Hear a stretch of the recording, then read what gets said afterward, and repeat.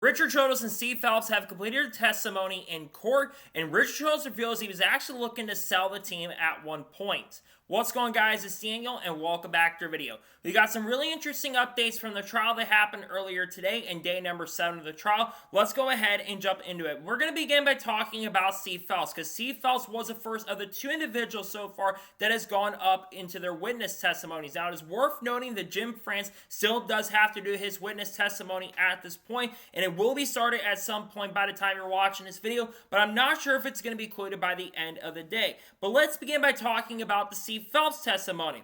Jeffrey Kessler asked Steve Phelps if he meant he wanted to kill Esther X with the stick the knife in the trash series message. Phelps said he was frustrated that our owners are racing in a series that was using sponsors, colors, and liveries that looked an awful lot like NASCAR. I gotta kind of disagree with Steve Phelps on this one. Look, I get that some of the sponsors do go off in the SRX. I think Napa did sponsor Chase Elliott in a couple races, I'm pretty sure, when he ran the SRX. Same with A-Shock as well, the sponsor once when he drove the 9 at Sharon Speedway. But the SRX cars look completely different when they were around than the NASCAR Cup Series cars look. So I really don't get what Steve Phelps is trying to infer here at this point.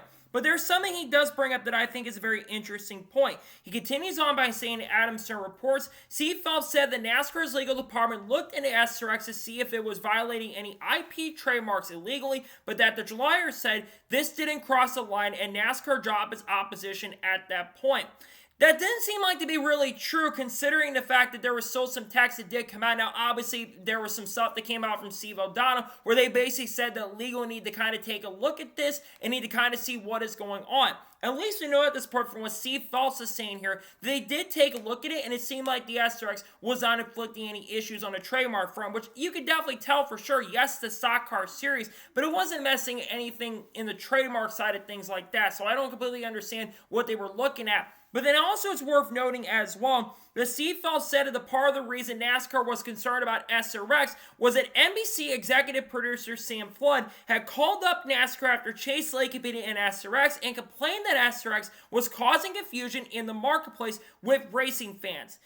I don't really understand where Sam Phelps coming from. I get that some of the TV people, which I guess is why NASCAR is really looking at in the concerns basically, but I really understand how Sam Flood thinks like someone competing in the SRX is the same thing as competing in NASCAR. Yes, I know it's something like that for sure, where it's like a stock car racing series, but at the same token, same time, this doesn't make any sense to me. I don't know what Sam Flood was complaining about, and it seemed like they probably weren't going to complain too much until NBC producers were calling him up on the phone. I don't understand this at this point, because to me, this just doesn't make sense fully.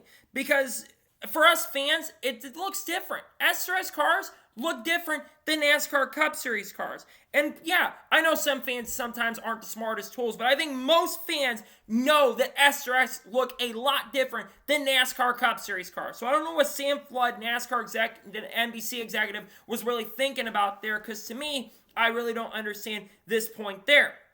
Then we continue on past the SRX stuff, because this is from the Kill the Series coin, essentially, where basically Jeffrey Kessler was calling out Steve Phelps quite a bit throughout.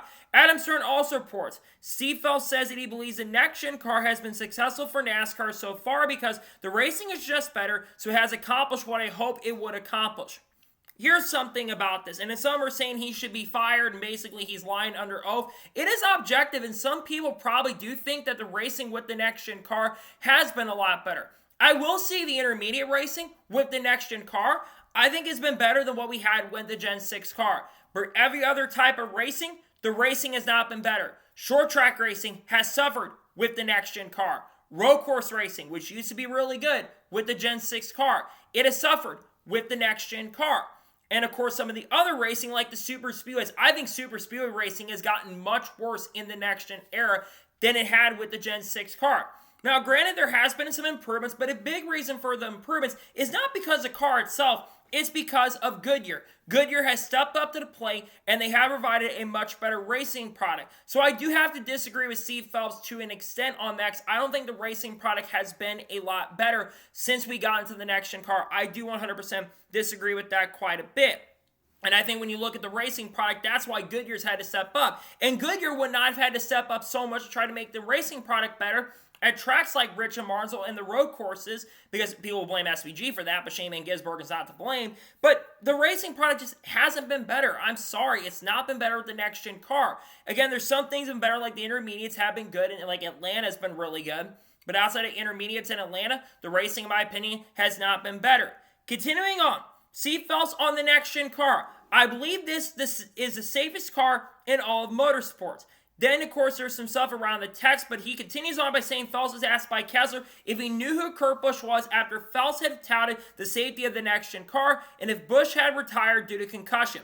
Phelps acknowledged that, but noted the car was designed to prevent fatalities, and they later increased crumple zones. This, in my opinion, is one of the most egregious things I have seen Steve Phelps say up to this point so far throughout the testimonies.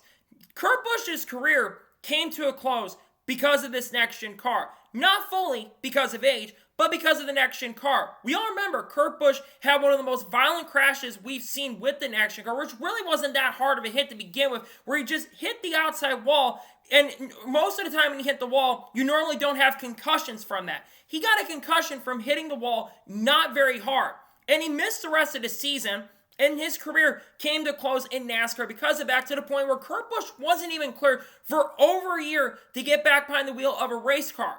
And then, of course, he had other drivers who had concussions. Alex Bowman had concussion-like symptoms, had to miss most of the remainder of the season in 2022. Cody Ware got injured at Texas Motor Speedway, the same race Alex Bowman got a concussion. And Tyler Reddick at Martinsville had to literally get out of the car because he couldn't see, I'm pretty sure. So while, yes, there's been improvements with the next-gen car, I got to disagree, because the next-gen car, they rushed it out and it clearly wasn't ready. And have they added crumple zones? Absolutely. But 100% without question, this is straight up not truthful. The next-gen car has been safer. You wouldn't have them had to make changes on the safety side of the car if the car was initially safer. Is it safer now? Probably, but the car is definitely not safer, considering multiple drivers' careers had come to a close because of this, and a driver's career came to an end because of this car.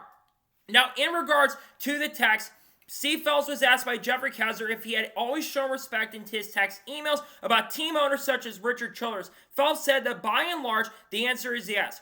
But he had sent one text about Childress that he is not proud of and had apologized for. That is the text where Steve Phelps basically said that Richard Childress needs to be taken out back and flogged. He is a stupid redneck. And basically said that he's basically needs to thank NASCAR for basically coming into the sport. And, I think he probably has shown respect to other owners, but that text, there's potential legal action that is coming against NASCAR by Richard Childress, because he is looking to file a defamation lawsuit currently at the moment. There still is no update on that at this point, and we'll get to Richard Childress' side here in just a short little bit. But I have to 100% disagree. I think he probably does respect some people, but I'm not sure if he truly does, because if you're talking this bad about people like Justin Marks about racing the SRX, and Denny Hamlin and other people behind the scenes and behind closed doors, what does that say about you talking about fans behind the scenes? I just have to kind of disagree with Steve Phelps on that front also. And then continuing on as well, that was pretty much at that point from Steve Phelps with some other stuff that surfaced around that. Then we had Richard Childress get up on the stand and give his witness testimony. And we found out some interesting information as well in regards to the Richard Childress testimony. And apparently, from what people had said in the courtroom, Richard Childress didn't really hold back when it comes to certain things about the text, among other things. And they completed that. But one interesting thing that really came out in regards to that was where Richard Childress basically talked about the text and basically wanted to see Phelps' text and Richard Childress were shown to the jury. Apparently, the texts that were shown were not shown to the jury initially, and at the hearing before trial, 2011 Farmer said they wouldn't use it in an exhibit. Texts were an exhibit, though, to the pretrial motion, so they were unsealed in court. But here's something very interesting in regards to the Richard Childress racing testimony. According to what Bob Pockers has reported, basically, Childress got the most animated when being asked about a potential sale of at least part of RCR to Bobby Hillin Jr., a potential deal that had fallen apart. Childress owned 60% of the teams and said Charwell Investments want out.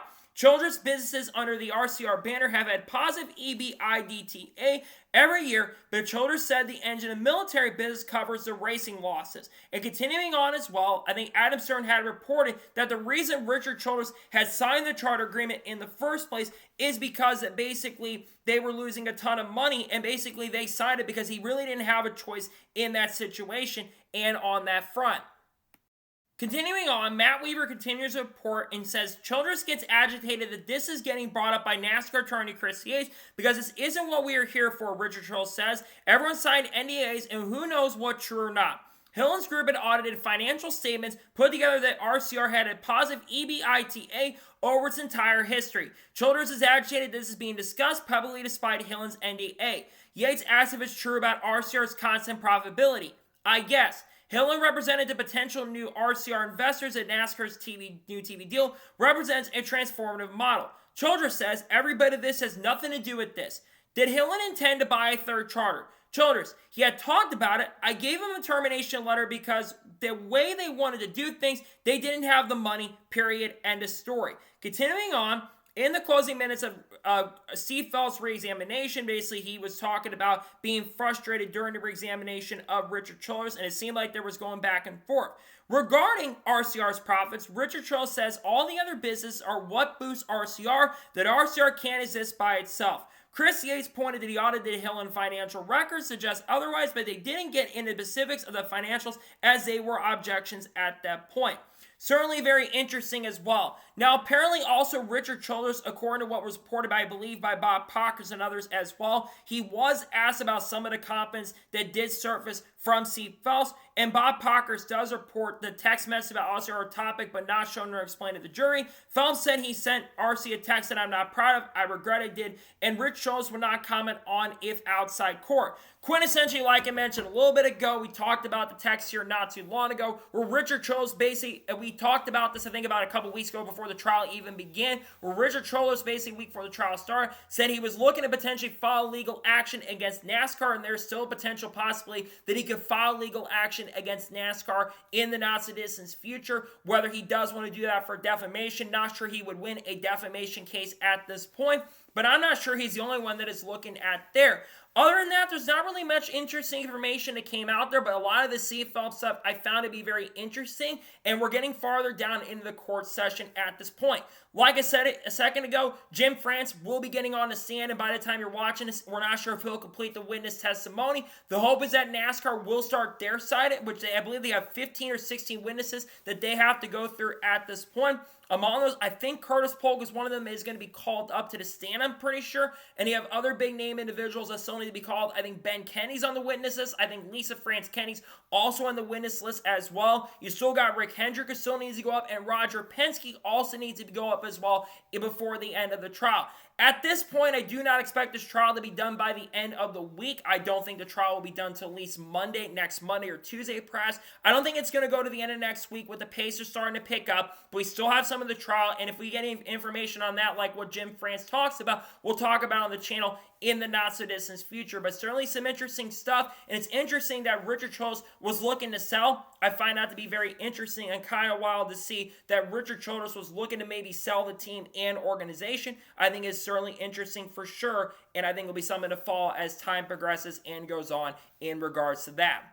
So, that's going to today's update on the lawsuit of Richard Childress and Steve Phelps giving their witness testimonies. I want to thank you guys for watching. Please subscribe to the channel, notifications on, so if I win a video, it does go live on my channel. Follow me on Facebook and Instagram, and support me on Patreon as well. List description below that, and comment your thoughts below on today's episode. What are your thoughts on the witness testimonies from Steve Phelps and Richard Childress? Let me know your thoughts in the comments below. And who do you think is still going to win the trial between 2011 and Front Row? Let me know your thoughts in the comments below, and NASCAR as well. Tomorrow on the channel, we're going to do a preview on Joe Gibbs Racing for the 2026 NASCAR season with their Cup program, not their O'Reilly program. Probably do a separate video on that in the coming weeks as well. Then, of course, on Thursday, we'll most likely have another video dropping around the lawsuit, among other things. And Friday should also be a NASCAR news video on the channel. We've got a lot of content coming on people like Haley Deegan, Shaman Gisberg, and Carl Edwards, Kurt Busch, Kyle Busch, Bo Wallace, Ross Chastain, Sheldon Creed, Sam Merritt, Frankie Muniz, Cletus Savon, Dodge, Ram, Brad Keselowski, Chris Wright, Tony Stewart, Casey Kane, Will Brown, Brian Fanny, Cam Waters, Red Bull, Connor Zilch, Daniel Suarez, Kyle Larson, Chase Light, Ryan Priest, you name it, Tony Breininger, all the good stuff we'll talk about on the channel in the coming days and the coming weeks as well. So anyways, like I said, I want to thank you guys for watching today's episode. I'll see you guys next time for more great, awesome NASCAR content and other motorsports content on the channel like this. Take care, everybody.